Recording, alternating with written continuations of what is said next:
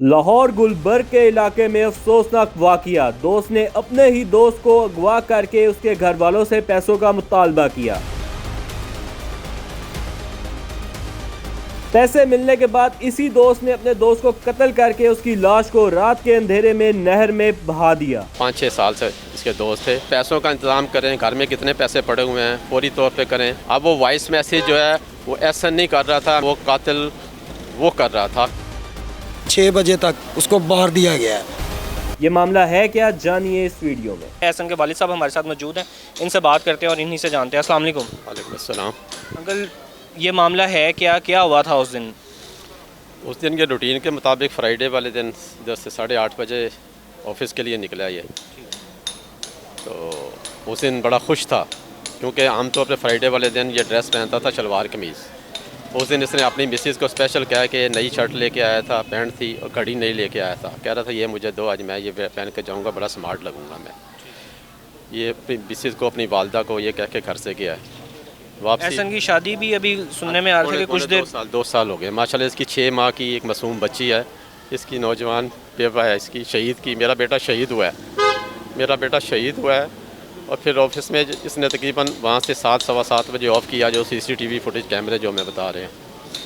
वहाँ से ये हफीज़ सेंटर से U-टर्न लेके ये वाल्टन रोड की तरफ इसकी सारी फुटेज उसके अंदर आ रही है। कैबलरी ग्राउंड का जो ओवरहेड ब्रिज है वहाँ तक इसकी फुटेज आती है, आगे से फिर फुटेज ख़त्म हो जाती है। उसके बाद तकरीबन 7 बजे तक, सवा 7 बजे तक ये अपनी मिसेज़ से बात इसकी हुई है, आखिरी बात 7 सवा 7 बजे कि मैं आ रहा हूँ, खाना तैयार करें। उसके बाद तकरीबन 8 साढ़े 8 बजे इसके वॉइस मैसेज आना शुरू हो गए हैं। एहसन के अपने वॉइस मैसेज आना स्टार्ट हुआ। एहसन के फ़ोन से कि एक मुश्किल में फंस गया हूँ, एक छोटी सी मुश्किल में। अब वो वॉइस मैसेज जो है वो एहसन नहीं कर रहा था, मैं समझता हूँ वो कातिल वो कर रहा था, क्योंकि उसका फ़ोन उसने उसके अपने कब्ज़े में ले लिया था। आपको क्या लगता है, गन पॉइंट पे मैसेजेस करवाए जा रहे थे, वॉइस मैसेज, और क्या कहा जा रहा था उन वॉइस मैसेजेस में? उन वॉइस मैसेज में पैसों का इंतज़ाम करें, घर में कितने पैसे पड़े हुए हैं फौरी तौर पे करें, जल्दी करें, फौरी करें। हमने कहा घर में तो इस वक्त मैं जितने पैसे हैं मैं भेजता हूँ। उसके बाद इसको मैसेज आया जी मुझे जायज़ कैश भेजें। अब जायज़ कैश की जो लिमिट थी 50,000 रुपया थी, वो मेरे बच्चे ने, छोटे ने भेज दी है।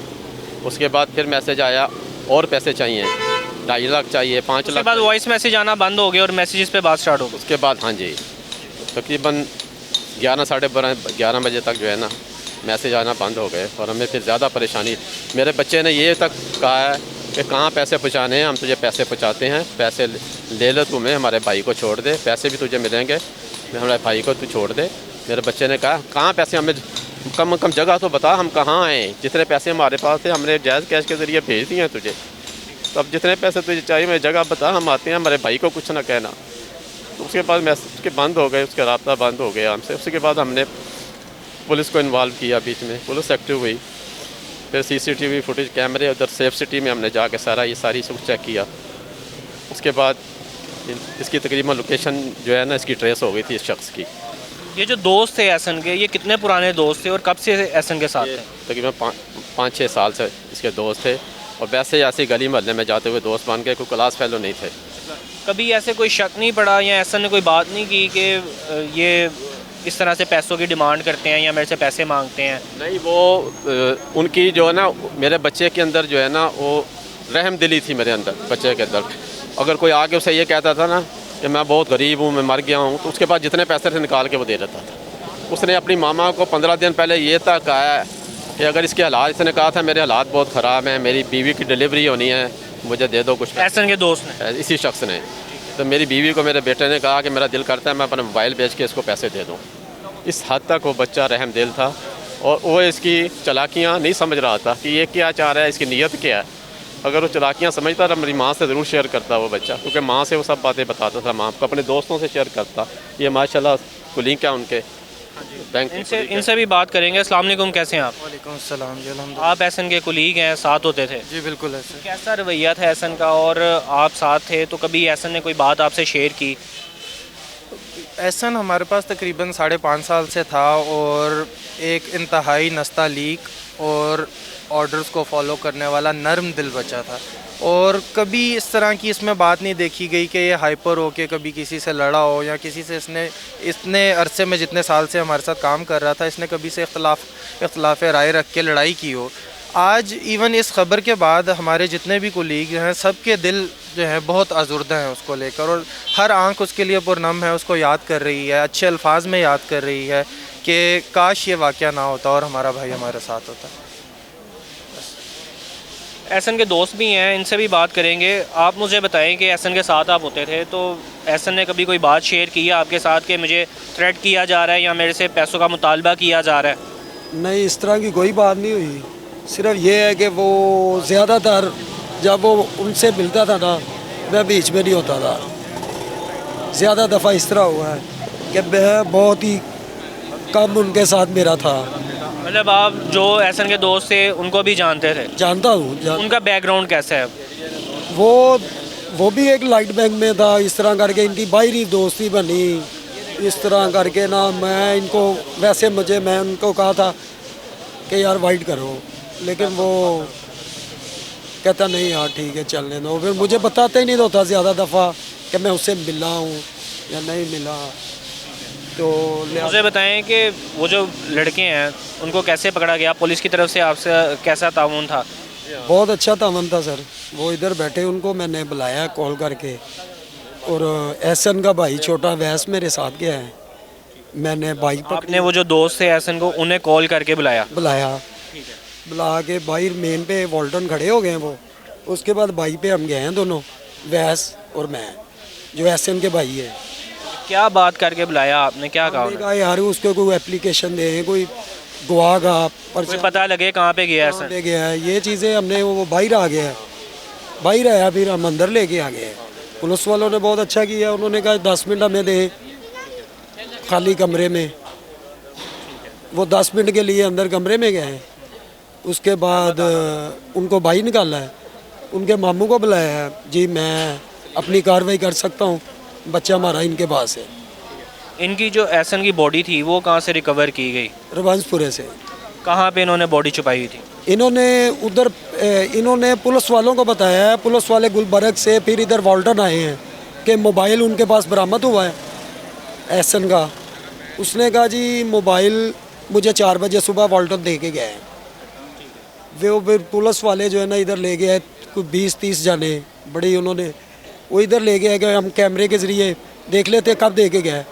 फिर वो उसने सच बताया, फिर उसने कहा कि इस तरह किया। फिर वो उधर लेके गए, फिर वो पता चला कि डेड बॉडी में हॉस्पिटल में चली गई।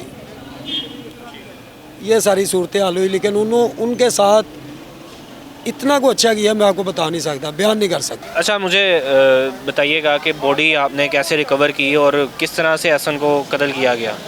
वो सर पहले तो मिल नहीं रहा, परेशान थे, दाएं बाएं पुलिस वाले भी साथ थे। उसके बाद सर हमने इनको टच किया, इसके जो दोस्त थे जो पकड़ा गया है, जिन्होंने काम किया है।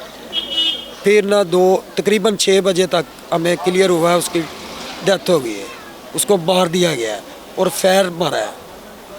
फायर मार के इधर मारा है, दूसरी साइड से निकला है। ठीक है। नाज़रीन एहसन के कज़न भी हमारे साथ मौजूद हैं, इनसे भी बात करेंगे। अस्सलाम वालेकुम। वालेकुम सलाम। लास्ट टाइम एहसन से क्या बात हुई है आपकी? क्या कहा एहसन की जानिब से? एहसन जी मेरा छोटा भाई है और हम लोग एक घर के अंदर रहे। एक घर के अंदर जो सा ना हमारी सबकी एक साथ परवरिश हुई। छोटे साथ बड़े हुए चचा का मेरा बेटा है। ये जो जुल्म हुआ है, इस जुल्म का जो सा ना कोई जितना जुल्म किया है इस बंदे ने हमारे साथ, इस लड़के ने, हर ख़ानदान की आंख अक्षबार है इसके ऊपर। जो बताइएगा ये पैसों का क्या मुतालबा करते रहे हैं, कितने पैसे मांगते रहे? रात को जो जब उसका अगवा हुआ है उसके बाद हमें मैसेजेस आना शुरू हुए हैं मोबाइल के ऊपर। एहसन बनकर इसने एहसन के मोबाइल से हमें मैसेजेस करना शुरू किए हैं।